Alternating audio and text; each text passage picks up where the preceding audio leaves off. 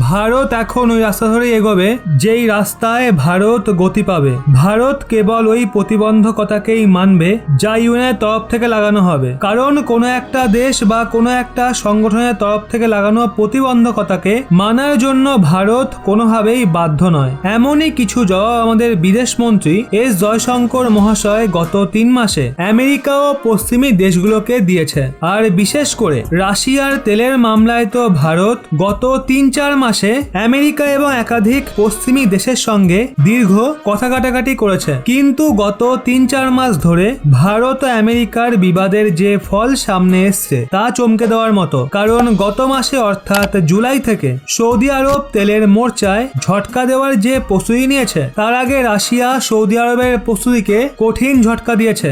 আসলে আগামী মাসেই সৌদি আরব তার কাঁচা তেলের দাম বাড়াবে, যা নিঃসন্দেহে ভারতের জন্য একটা বড় ঝটকা। কিন্তু চমকে দেওয়া খবর তো হলো, তাজা রিপোর্ট অনুযায়ী রাশিয়া সৌদি আরবকে পেছনে ফেলে দ্বিতীয় সবচেয়ে বড় দেশ হয়ে গেছে।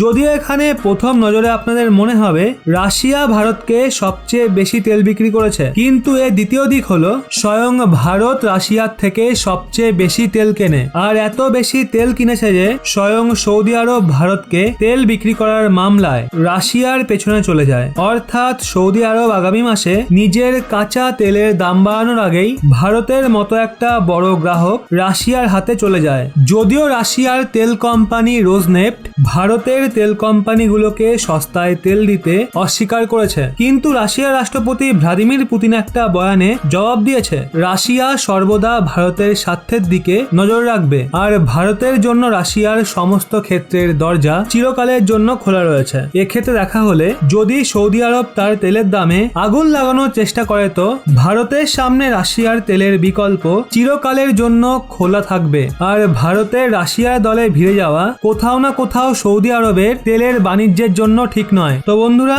এই নিয়ে আপনাদের কি মতামত কমেন্টে অবশ্যই জানান।